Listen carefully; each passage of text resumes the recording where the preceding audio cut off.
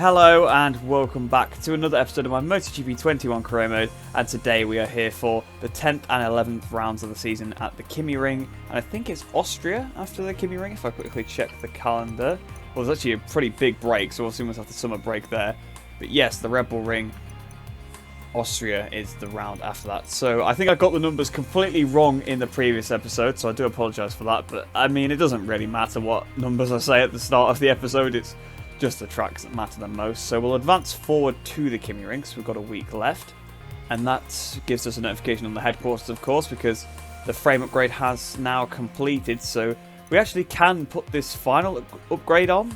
I don't really see the point of it, but there's no harm in doing it, so we may as well just put this one on. So that upgrade's going to take 8 weeks then, but we can only pick between these anyway. We can just pick which one we want on for a specific race. But the tyre wear one is now finished, so we'll actually have improved tyre wear for this race, which should be good. But honestly, I think the main problem we're going to face this week is basically my lack of pace at this circuit. I was not good at the Kymi Ring on MotoGP 20. I still don't really know the lines, so we are probably going to struggle a little bit. So I don't need to do free practice for the research data, but I honestly think I might do a couple of laps in free practice just to get the lines down. So I'll see you at the end of free practice. Of course, we need to get through to qualifying 2 anyway, so I still need to do a couple of laps in free practice, but I think I'll do a few more just to make sure I get the lines down. So it took a few laps to do something decent. I've just gone 5th place on actually a medium front hard rear because I don't want to use up any more mediums. And actually the hard rear does feel very good at this circuit. I actually think this time I really am going to go for that over the medium in the race because the medium was just spinning up so much on the side. But you can see I'm 5th place, but only 78 thousandths off the top time. But I'm behind, well, I've got the exact same time as Binder apparently. He must have just set it first. I couldn't get out of Binder's way here, but he didn't want to seem to go through there. But yeah, Mino's currently top then. I'm not even a 10th off him and I'm in 5th position, but I'm pretty happy with that. I started to get the lines down by the end, so hopefully we can carry this speed through and hopefully we do get straight into qualifying too. So at the end of the session then, all the positions seem to stay the same, but look how close we all are. So Acosta's 37 thousandths away from Mino, 47 thousandths for McPhee, obviously 78 for me and Binder. We actually got the exact same time, but then it's a good 3/10 back to Dennis Fodger, so it definitely seems to be some faster AI here, some slower AI. I haven't really seen that so far, where there's been like really huge gaps between AI riders, but it seems like us top 5 really have a little bit of something extra over the others. However, I don't think I can do those kind of laps consistently. I just kind of looked out and got the lines right once. I'm kind of starting to get there a little bit with Kymi Ring, but I always kind of start from nothing every time. I think I need, on this game, seriously, to put a good amount of time maybe into time trial learning the circuit. Perhaps if that's something you guys will be interested in seeing, I could try and learn Kymi Ring on a video or something like that. So to try and learn the lines, maybe look at the world record, follow the AI around a little bit, because I still haven't learned this track even though it was on the last game. But hopefully this should be good enough for us to get straight through to qualifying 2 anyway, so we'll head into qualifying and hopefully it should be the second session. So yes, it actually was good enough for us to go straight through. However, we did lose a few positions because you can see a few AI improved. Mino probably is the only one that didn't because Mino is in front of us still, but Acosta, Binder, Masia and McPhee jumped ahead of Mino. So the AI have got a little bit of pace here. I would be very, very shocked if I got anything like pole position. I doubt I'll even get on the front row. If I can just start somewhere near the front, that's absolutely fine because honestly, I don't have to pace here. Fortunately for us, it doesn't really matter because at this point the championship is definitely mine. I have to really try to throw it away. So this will probably be my worst race of the season, I assume. Obviously, in the last couple of episodes, we've had some poor results, like in Assen where we had the contact with John McPhee and we finished like 26th, and we had the contact with Acosta in the previous race as well where we finished about 20 something as well. So this probably might not be my worst result of the season, but it'll definitely be my worst race in terms of my actual pace, I would have thought. So we'll head out onto the track here. I'm really hoping that I can do a decent lap, but to be honest, I'm not expecting it. You can see I did track study there. I only did that just to literally see what the line was and to kind of have a gauge of what time the game wanted me to do. It wasn't actually anything to do with the practice program. So we are going to get some research data for that, but that is the only program that I actually went out of my way to do. But this will be my first lap of this circuit with any kind of soft tyre on, so I've done it with a medium front, both Well, all the laps I did in practice were on medium front, and oh, that was close. I almost cut that first corner, but honestly, I think I'll have cost myself a lot of time through that first corner. So I wouldn't be surprised if we have to go for another lap here. I might actually even back off and save the tyre a little bit for another lap. Although we've got lots of soft tyres, so we could always go for 2 different runs in qualifying. Not something I've had to do in the past, but because it's a circuit where I've not got the pace, and obviously that first corner was atrocious. I almost cut it, so I had to turn out of the corner a bit and go really slow on the curb. Although apparently that's still a red sector time. We did a massive stoppie there, which on the Moto 3 is pretty hard to do. About the only other time I was stopping so far this season was down the hill at Portimao, which, you know, that's different because it's downhill. Where, well, I suppose that straight's a bit downhill, but it's not to the same degree, of course. Doesn't help right now how there's actually some light shining on my screen. Obviously, you can't see it on the footage, but that definitely is a bit distracting. I'll have to close my curtain in a minute. So yeah, we're now 4 tenths down. That's nothing to do with the light. That's just me riding not very well. Oh, lost the rear a little bit through there. There is a few sections here where you need to flip the bike from side to side where the rear rarely likes to step out. Well, that's the only thing I really have been struggling with this season, the change of directions. I got used to the brakes pretty quickly in Moto 3, to be honest. In MotoGP, still trying to get there, but I've probably done more Moto 3 miles, so that'll be why. So we're now only 2 tenths off, so we actually found another couple of tenths, and if I can actually do this last sector well, and in the past the AI have not been able to do that, although, well, MotoGP 20 they didn't anyway, it's the only track, and again this track has appeared in up until this point, but they weren't too good. Through this section on 20, I lost the rear going in there. That was so close to being a crash. I've done a massive wheelie as well, so that's definitely any time we're in there. Only 3 tenths away from the top time. You see Sergio Garcia, top of the time sheets. He's still got this turquoise colour, which is weird because I actually changed it to be red, and you probably would have seen that in the menu already, so I'm not quite sure what that's about, how that's occurred. Much better run through the last corner and no wheelie as we come towards the line. Then what's this going to be? An improvement in time but not position. So still 6th position, only 10 thousandths of a second in front of Tatsuki Suzuki. 24 thousandths behind Alcoba. This is so close. This is the closest I've seen the AI so far. But I definitely can't do another lap on these tyres, although I've only got half a lap of fuel left anyway, actually. So I definitely can't. But yeah, these tyres are shredded. So if I want to do any more laps, I'm going to have to go back to the pits. I need to find a little bit more time. I'm 3 tenths off. I think I can find that because, I mean, look, I'm already up on this lap. Right, so I had a really good lap this time. We're about a second quicker than before. Surely that's top. Yes, it is by a good half a second as well. Wow, right, we found that all in the first sector, honestly. I was about half a second underneath my own time through the first sector. And the rest of the lap, I did ride a bit neater, I will be honest. And that was enough. Wow, alright, if we get pole here, that is something amazing. I can't even believe it. That's actually unbelievable if we can manage to get pole here. Wow. I actually did it. I actually got pole at Kymi Ring. Oh, I am shocked. I am genuinely shocked. This has got to be the most shocked I've been for a pole the whole season. I know I've said a couple of times that I've not been expecting a pole position, but seriously this time, I did not expect that whatsoever. So we take pole position then ahead of Pedro Acosta in 2nd position. John McPhee then in 3rd place. Darren Binder 4th. Tatsuki Suzuki in 5th with Sergio Garcia in 6th. I need to have a look at what's happening with the team colours here because Garcia's team colour is fine on this screen, but it seems to be a little bit weird on the timing tower because I've got a mod on to change some of the team colours, go figure out how to change them, and it seems on the timing tower on the left during the race, it's not quite right, so I'll have to have a look at that. But without any further ado then, let's head into the race. It's going to be a tough race because I never keep the lead, even with pole, so I'm definitely going to drop back, and whether I can then take those positions, I'm not too sure. There is a long straight, so maybe it'll be interesting. I think that it'll be a good pack race because they've been so close all weekend.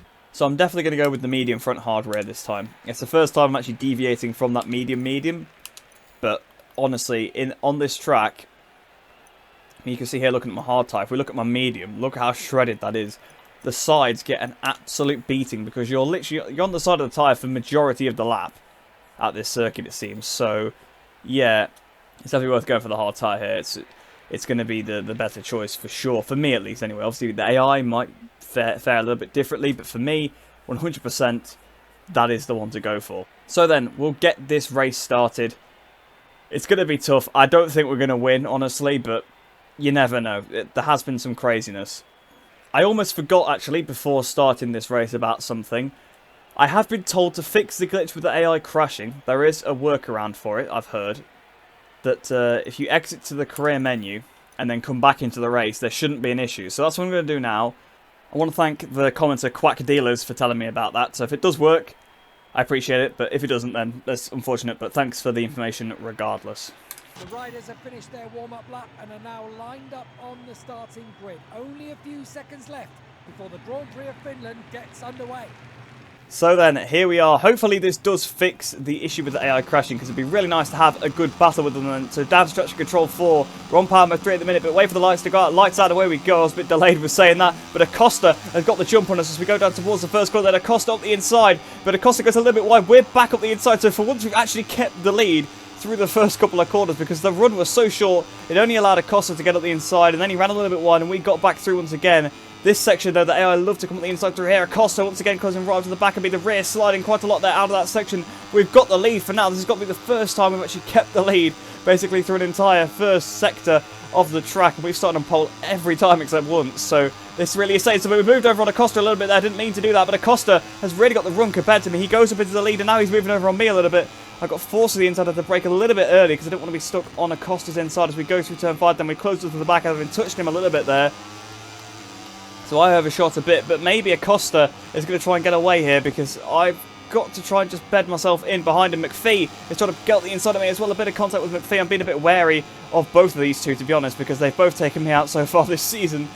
Obviously, Acosta taken me out twice. McPhee took me out once, but he almost took me out of Portimao as well when he dived up the inside to the first corner. The rear steps out then through turn 10. Acosta has got a bit of a gap over me. He's got a good 0.4 of a second, although we've just took a lot of that back through that section there, the double rights. We were gaining a bit of time there and qualifying as well on the AI. I'd found a pretty good line that allowed me to carry the speed, and here we are closing up. This was my probably best sector. Probably was my best sector on MotoGP 20 as well. We are closing right up to the back of Pedro Acosta now. And here we come towards the last sector where on MotoGP 20 these guys were not very good. We picked up a track limits warning. Honestly, I didn't even realise I went off the track there. I thought I was just on the curb, but I must have just gone into the grass a tiny bit, so got to be a bit careful because we picked up one track limits warning.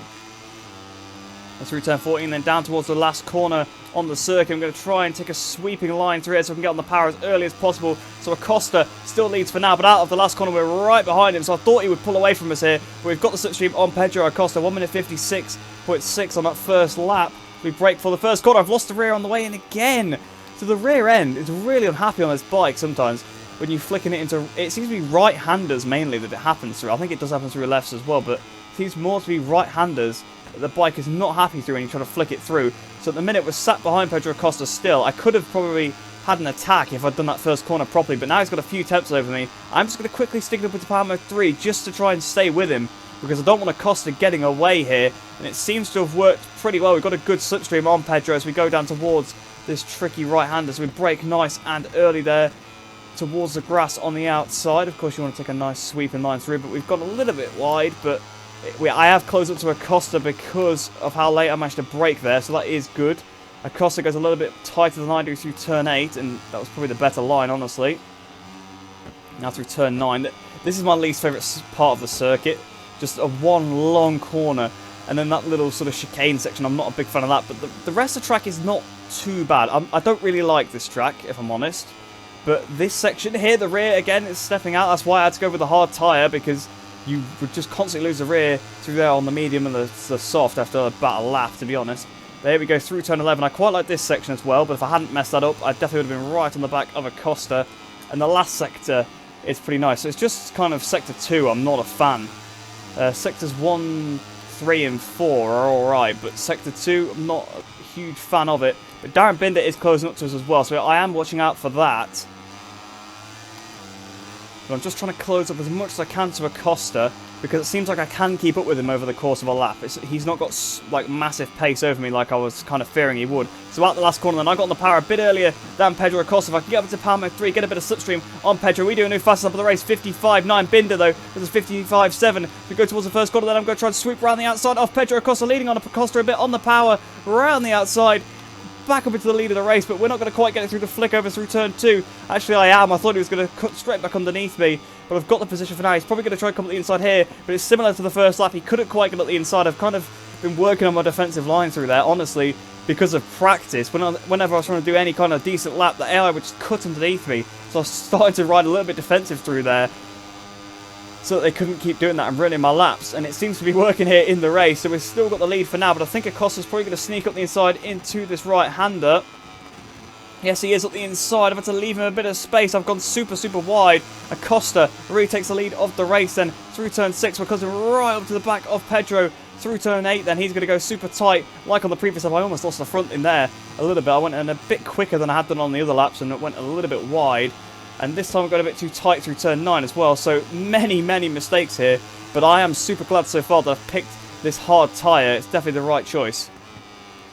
So close right back up to the back of Acosta. And I need to try and find a place where I can pass him in this last sector. Because if it came down to it on the last lap, I wouldn't be able to do it so far. But up the inside we go then into turn 13. We've gone into the lead once again. Is Acosta going to cut back up the inside? No, he's not. So I've actually taken the lead coming up towards a corner where I've been gaining a lot of time on him so far. So this could be an opportunity for me to gain a bit of time on Pedro, put a bit of daylight between us. So out the last corner then, coming up towards the line to start the penultimate lap of the race. It's come around very, very quickly. We've got a bit of a gap then over Pedro Acosta now. Well, more than we've had the entire race so far as we go into the first corner. Trying to use a bit of power mode 3 on this straight just to pull out that gap, because you can see we've got 3/10. This could be it here. So we come out the last corner then, about to start the final lap of the race. I have just noticed that it's Darren Binder behind us now, but we've got a good half a second. New fast lap of the race then, 55.5. If we don't make any mistakes, I should be able to hang on to this. Oh, bit of a mistake there. That might allow Binder to close up a bit. He's basically half the gap there through that section. In fact, it's Acosta back up into second position once again. I'm not sure which one to be more scared of, Acosta or Binder. All the rear goes again into turn 11.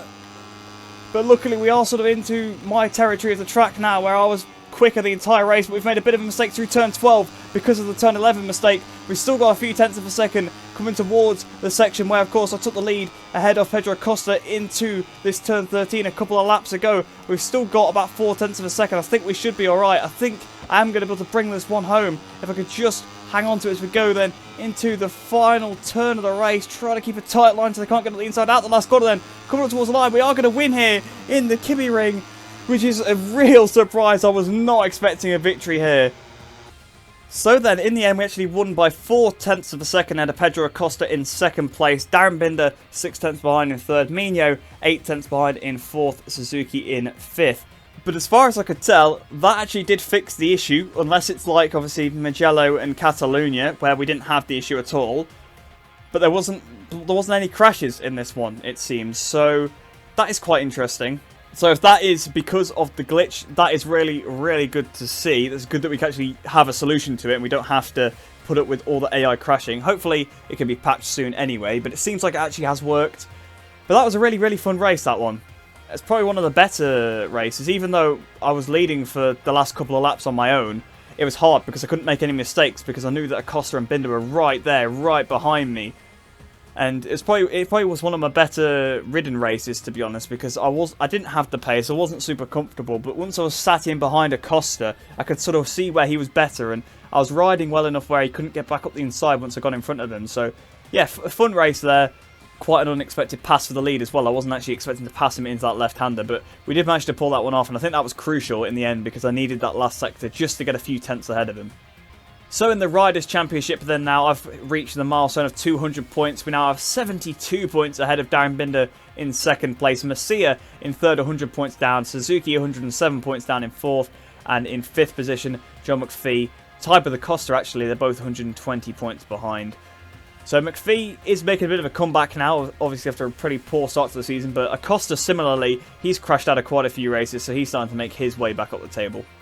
And in the Teams Championship then, we're tied again. So I thought we were already tied before, and we're still tied. So we must have scored the same amount of points, which I'm not sure how, because I'm sure McPhee would have scored more than 5 points. Oh yes, he must have scored 9, yeah, and of course with Binder in third position, I was thinking he finished second, but yeah. So we scored the same amount of points as Petronas, so we still hang on to this Teams Championship lead for another race, although of course, we are joint leaders. Red Bull KTM IO only 28 points behind now as well, so they're definitely on their way. Stick 58, they're a bit out of it, and I feel like we're not too threatened by Aspar or definitely not Proust. Proust are only up there because of some of the chaotic races. So we'll head back to the career hub now then, end off this weekend, and then we've got the big break before Austria, where it'll be interesting to see how they get on. I kind of remember the AI not being too bad, actually, at Austria, in Moto3 at least, in the previous games, so I wonder if that will transfer across. So then, we gain 10,500 reputation once again. We've got that quite a few weekends this season, obviously with the pole and race victory, so that takes us up to 94,575 reputation. As for the credits, we gained 6,158, which now takes us up to 91,665, so we're almost at 100,000 credits now, and 100,000 reputation as well. We're pretty close to both. So surprisingly then, I actually passed most of the objectives in practice, and I guess that's just because I did so many laps to try and learn the track, even though I wasn't trying to do any of them, really. So we actually have a decent amount of research data, so we now have 3,058 on the engine and 795 on the frame. And speaking of research data, the engine upgrade is now complete, as it's telling me. I can also put another one on. So this one here, that will give us improvement on fuel consumption then. So that's good. And on here, then we actually get maximum torque increase, which I think is the last upgrade to make the bike...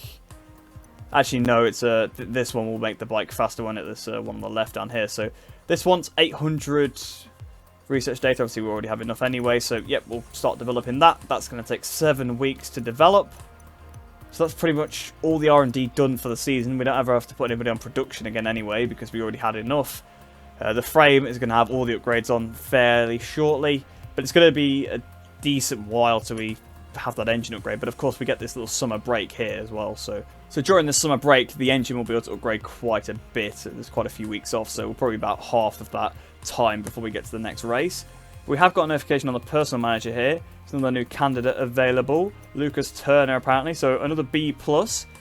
Bit more expensive, so in terms of searching for contracts, they're about the same, but they get you quite a good deal. They get you a good salary offer apparently, so might be worth going for. But for now, we'll keep these 3 on board. We've still got 2 more slots available. I'll probably sign some new staff just as we're getting ready to go into Moto2 at the end of the season. So I'm just going to keep advancing forward now for a few weeks. So there's a notification apparently there. Yeah, see, we've got a couple of things showing up now. 1 on the technical staff, 2 on the personal manager. So proposals received. We've received a proposal. So Leopard is interested in a contract for next season.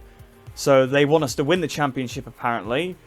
Now that's pretty nice that obviously they're interested in us. However, of course, my plan is to go up to Moto2. So I don't want to stay in Moto3. So we'll just leave that for now. I mean, I could just straight up refuse it. In fact, I will. I'll straight up refuse it. So refuse Leopard there then. And then we've got another personal manager applying. Another B+. So not plus 19 on the credits, plus 11 on that. So obviously I've been putting off signing a personal manager, but I probably should start signing a new one soon because we're going to be looking for contracts. And obviously we need a better personal manager to get us the best contract possible. So like a better pay, you know, better bike, something like that for Moto2. So when I'm getting ready to start looking at Moto2 contracts, I'm going to have to sign a new manager first. Obviously the technical staff, I can wait a bit longer for that. But for the manager, I need to react pretty quickly. So considering that Emily is obviously only a B, she is still pretty good. I mean, she's good at finding a contract apparently. She's good at seeking out offers to sign from teams, but to be honest, I've never had that as an issue where I've not been able to get a contract. So I think I will refuse her now because we are stacking up quite a few. So we've got a few B+. I'll make up my mind depending at the time what I want, which one's going to be better. We've also got something on the technical stuff here, then new telemetrist applying. This is another B grade. For now, obviously, I'm just going to leave it because, again, I'm not going to sign until we're getting ready to go into Moto2. So we'll advance forward another week. So now I've got 4 notifications on the personal manager, so that must be the last 4 Moto2 teams now becoming interested. So yeah, you see Mark VDS, their proposal chance is now low. Same with the IO team and Sky VR46. And maybe Ital transfers that as well, it's now changed. Yeah, it's gone up to low. So the final 4 teams that weren't interested are now interested. And the rest of the teams have all got really high proposals. So we're going to be spoiled for choice here. We're going to basically be able to sign for any Moto2 team that we want. So I think probably Mark VDS will probably be top of my list, I would have thought. So Hopefully we'll be able to have a look at getting a contract with Mark VDS as the season progresses. But again, we'll advance forward another week. And then there's no notifications there. So finally, one more that takes us up to Austria. So we now have got another couple of notifications, another proposal received. So Grassini Moto3 are interested in me. So again, no, not now. I don't really want a contract from Grassini. And a new chief engineer is available then here as well. So we've only got one of those already. They're really good on the aero, which obviously isn't a thing in Moto 2 anyway. And the electronics, they're pretty good, but they're the same as the other guy. So I think I'm going to reject Richard Kahn here. They're not going to be much use. And I might have a look at that with the telemetrist as well. Anyone that's just good on the aero, and that's their selling point. Not going to really bother with them. I think for now, David Harris is probably the favourite for that. But again, we've still got half a season left of people that can apply. So I'm not going to start looking at it too much. Of course, I don't want to be hiring good staff in the middle of the season and paying them top dollar when we're not getting paid very much ourselves in Moto 3 here. So yeah, we're sort of waiting till the end of the season to sign anybody good. But the next thing to do now is to head into the Austrian Grand Prix. We shouldn't need to do too many laps to get bedded in at this circuit because, of course, it's been on the calendar for many years. So I'll see you at the end of practice, but I'll probably only do sort of 1 or 2 laps just to make sure I get through into qualifying 2. So I've just done 1 lap here in FP1, and we've gone 1.7 seconds quicker than Acosta. And actually it's FP2, I just realised, because FP1 was wet, but the rest of the weekend is going to be wet after this, so the pace we have in this practice session is not going to be super representative, but of course I just wanted to get straight into qualifying 2. But having 1.7 seconds, that is definitely, it's looking good for me there, even in the wet. That should transfer across, hopefully. The AI is still on 120, so I'm not sure why they're so slow here at Austria, but it's never been a particularly strong track for them in the past, although last year they were pretty good in Moto 3, but oh well, it doesn't really matter too much. We'll head into qualifying 2 now, and hopefully we can try and be fast in the wet. So this does make a little bit more sense. The AI clearly weren't fully up to speed yet because Macia's actually gone top of the session now, 10th clear of myself, with Rodrigo in 3rd, Garcia 4th, and Darren Binder in 5th. So I'm hoping that this should still get us straight through into qualifying 2 anyway, because we're 2nd in this second free practice session. There's only one more that they can improve, and I can't see them finding too much time. So then, we are here for qualifying 2, and of course it is absolutely chucking it down. So this is the first time that I think I've played in proper rainy weather. I think it was wet. Was it wet track or was it light rain the last time we did it? It actually could have been heavy rain, now that I think about it, but we have got some proper heavy rain here at Austria. So going through Q1 then was Kaito Toba, Andrea Mino, Rusai Yamanaka and Dennis Foggia. But this is going to be a tough session, of course. John McPhee was on pole last time. It was wet, so he'll definitely be looking to try and do that again. I've got to try and do the same thing. The race is also going to be wet. So this time, unlike in Catalonia, where the only wet session was the qualifying, your pace in the qualifying is actually going to dictate your pace in the race as well. This time, obviously, in Catalonia, that wasn't the case because it was only the qualifying that was wet. But here, it is the qualifying and the race, although I think the race is just wet track rather than actual rain, but there's not much difference in it, to be honest. This track is a pretty good track for me compared to the AI. If you can see on the left-hand side, we still have got the turquoise colour for the gases on this part of the... When you're on track, it's got the turquoise gas on the left-hand side rather than the red like in the menus or in the results screen or even when you see their name. And that seems to be something to do with the save file. Not really sure why, but it doesn't happen in Grand Prix. So I reckon if you started a career mode with, or started a season of career mode with the mod already on, then it would show red there too. So a little bit strange. I'm not sure why they store so much in the save file. But anyway, enough rambling about that. It has absolutely nothing to do with what we're doing on track right now. We went red in the first sector, and because I was too busy talking about save files and that, I didn't actually see what the sector time was as we head down towards turn 4. Then you got to make sure you get nice and early on the brakes here. It's so easy to go in hot here. I mean, even on the old games that was the case, especially now since the brakes are not too good. However, I'm getting a bit more used to them, playing the game obviously a lot more since I first played it, but 0.8 of a second underneath the time. Then we are closing to Philip Salac in front, and the rear stepped up so much there as I went down a gear, which I guess makes sense because it's the rain. We've got traction control 4 on.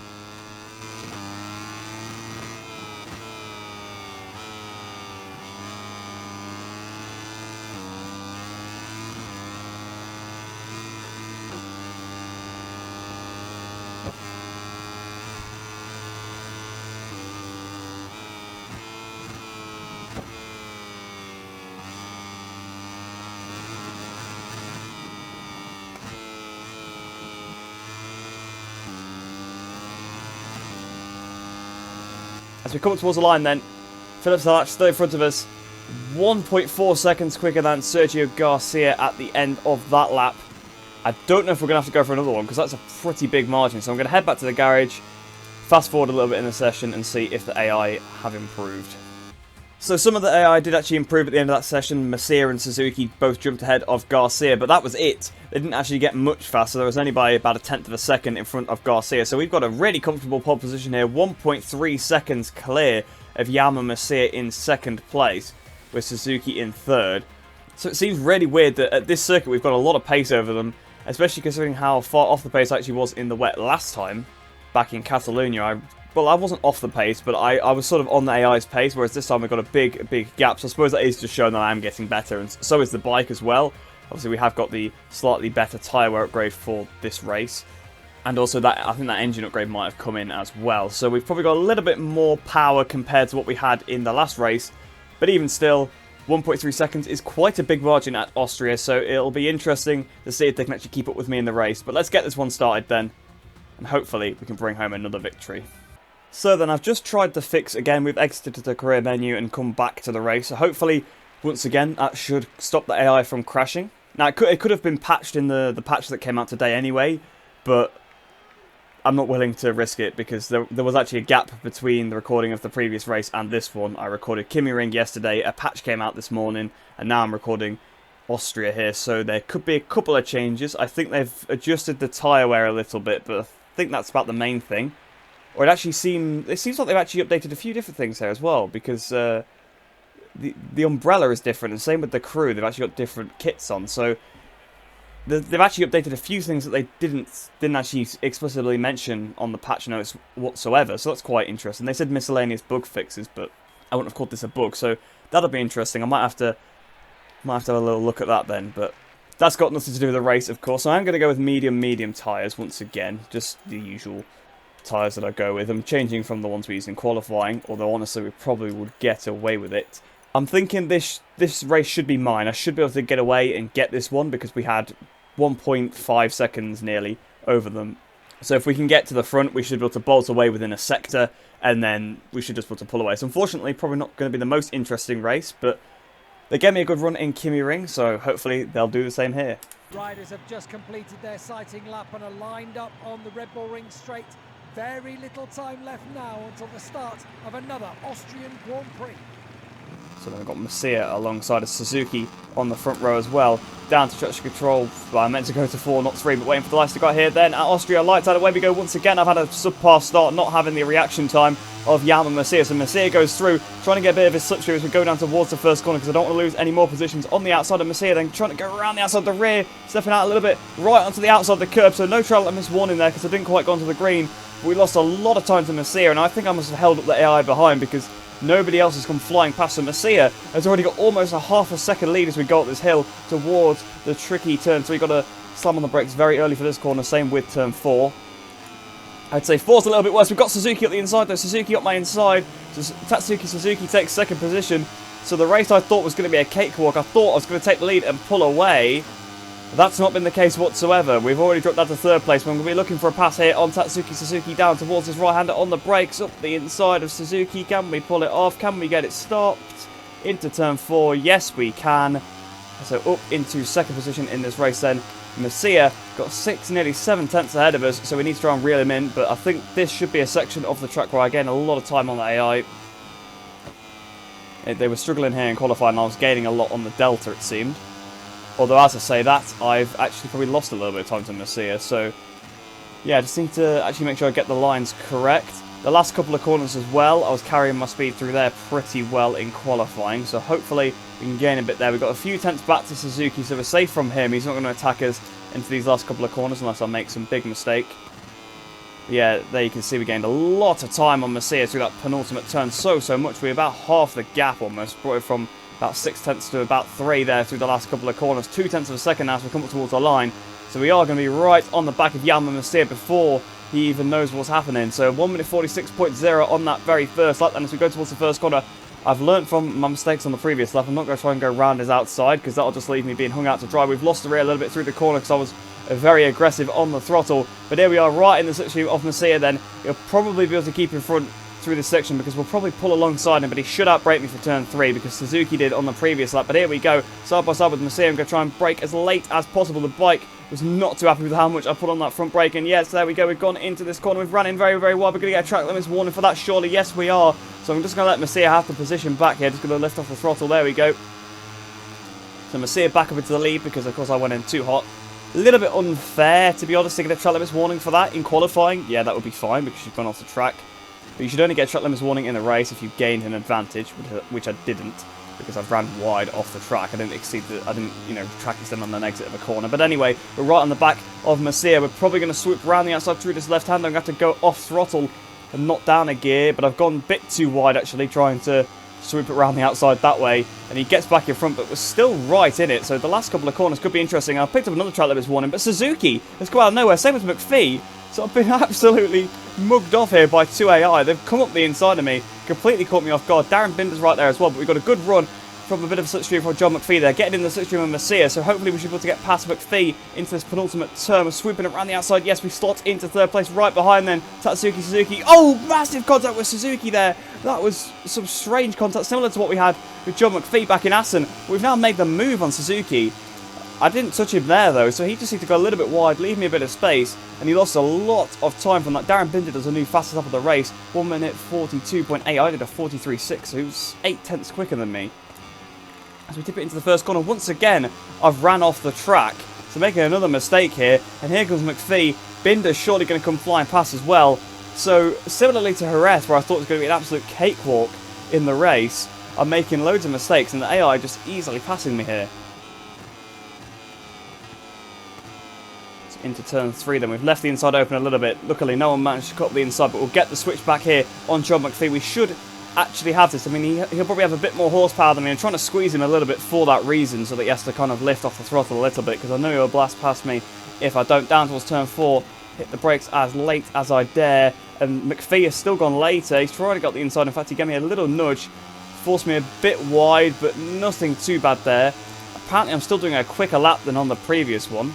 Of course, that would be because I lifted off to let Masia through, wouldn't it, on the last lap when I went off the track, because I was thinking I lost so much time through turn 1, but I guess that still would be my best lap so far. But Masia, once again, has pulled out a big lead because of this. So through the last corner, then we're right on the back of Masia, and we've got a really good run compared to him. Actually, we might be able to pass him on the run down towards the first corner. This is where going to be a new fastest lap of the race. It is 1 minute 42.7, and we've still got more time to give than that because we made a big mistake through the first corner. If we brake for it once again, I've turned it a little bit early on the curb, and then once again I've messed up the first corner. So I'm really struggling with that corner, not going to lie. I'm either going in too wide or too tight, and Masia has a hell of a run on me, and I'm still quicker than my previous time by a good 0.3 of a second, so that just tells you how much I lost on the previous lap. But here we go then, down towards turn 3. I'm not going to try and outbrake Masia. Again, I learnt from the other lap when I tried to do that, so we go through turn 3, then try and get the switch back, similarly to I did to John McPhee. And a big wheelie out of there, massive wheelie there, right behind Masia, but honestly, we didn't even lose that much time in the drive. And here we go, flying past Masia with a little bit of slipstream, back over to the lead of the race once again. So far this episode, we've been having some really good battles with the IO bikes. You can see Masia trying to get back up the inside, but I think we've finally got the position now. Suzuki has moved himself back up into third place. You can see on the left-hand side ahead of McPhee and Binder. And there's Acosta, Rodrigo and Garcia. So as we come up towards the line then to start the penultimate lap, 42.1. So another new fastest lap of the race. We've now got 7 tenths ahead of Masia. I think we might have got this 1-1 now. So then we're about to start the final lap of the race of 41.7 there. And we are nearly 2 seconds in the lead now. So towards the line then, it's going to be yet another win in this career mode and in dominant style once again, about 2.5 seconds in front. So in the end then, it was actually 3.1 seconds the winning margin. I thought it was about 2.5, but it was a bit more than that. And you can see I did a 41.395, which is effectively a 41.4 on the last lap. So that's 1.2 seconds quicker than anything that AI could put up. Although actually Binder had a 42.5 there, same with Mino, but they were around about 42.6s. But as soon as I got to the front, got a clean sector without making too many mistakes, I easily pulled away from them. Of course, I made it a bit difficult for myself on the first few laps of the race. But honestly, I kind of expected that. I'd do that a lot of the time, but you can see how far some of these AI were behind. But there was absolutely no weird crashes whatsoever, so I really want to thank the commenter that told me about this fix, because it seems to be working.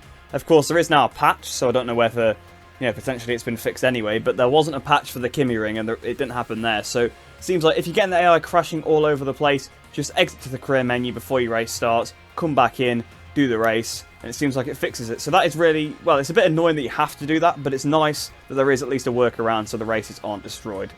And now in the championship, we lead by 84 points ahead of Darren Binder in second, 105 ahead of Messier in third, 116 in front of Suzuki in fourth, 134 in front of McPhee in 5th. So McPhee and Acosta are no longer tied for that 5th position, then McPhee now edges ahead by 1 point, and you can see Rodrigo moves ahead to Dupasquier there as well. And in the Teams Championship, we now move 1 point ahead of Petronas Sprinter Racing, so this is such a close Teams Championship. They were 25 behind, then it became 0, then it stayed 0 for another race, and now it's only 1 more point, so this is super close. Basically, the Petronas riders, the two of them together, are almost scoring as many points as I am myself per race, so this is what's keeping it super close. You can see Team Grassini then have also moved ahead of CIP in the Teams Championship, but that's about the biggest change. You can see Red Bull KTM, they're still sitting pretty close, 23 points behind as well, so it's definitely between us three for the Teams Championship. But time to head into the Career Hub now and end off the episode there. Another really successful episode, and we're now over halfway through the season. So then, on the reputation, we finally passed the 100,000 threshold. You can see we're now up to 105,075 because, as always, we gained 10,500 reputation. And on the credits, still a little way to go for that margin, yet we gained the 6,158 that we tend to get most weeks, which takes us up to 95,823. We got the research data here again as well because my lap in practice, I managed to pass 3 of the objectives in practice by doing 1 lap, which is quite funny. But the actual research data doesn't particularly matter anymore because, of course, I've actually fully upgraded the bike, or I've got enough to at least fully upgrade the bike anyway. I've got enough research data on the engine to put that last upgrade on, and the frame, the final upgrade is still coming in for that. So, yeah, we're absolutely done in terms of the research data, but we have been for a couple of races now. Still, it's always nice to get a little bit more when we do the practice programs. But we've got a notification here on the personal manager, so another new candidate available again. So we've got Renee Gagon. So another B, actually B++. You see, that's why I've been hanging on a little bit. So really good at getting us bonuses. So that's what the middle one is, and the bonuses is the middle. The left one, that is just your overall salary, and the right one is actually finding a decent contract anyway. So you think I'd know what they all meant by now, since they're exactly the same as in MotoGP 20, but I never really twigged what the middle one was, but that's your bonuses then. So that's interesting. So she seems pretty good. Obviously, we want one with pretty decent bonuses. So I think I can start to maybe... Well, we've only got 1 more slot left, so I think I am going to sort of refuse all these... Well, actually, this guy's pretty good. Alex Zucker, he's fairly decent. You know, I'm going to leave Braxton King and Renee Gagon. That's who we're going to leave on here.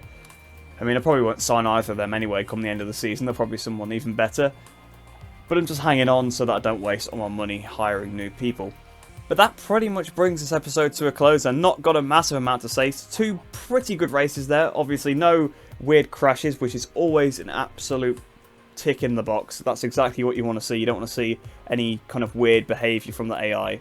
We had 2 pretty good races as well with an IO bike. So obviously we were battling with Acosta in Kymi Ring because I was struggling to sort of get the lines there. But once we got in front of Acosta, we put a bit of a gap into him. And to be honest, pretty similarly with Messier, I did the same thing there. I was making mistakes, battling with them in the pack a bit. But as soon as I actually got in front of him, through a sector I was decent. Got a bit of a gap on him, and that was it. That's all I needed. I could pull away then. So 2 actually fairly similar races. And honestly, I've got the Kymi Ring out of the way, so I'm definitely happy with that. But I hope you guys have enjoyed that one. Hope you enjoyed the rest of your day. Hope you're all staying safe, and I shall see you in the next one.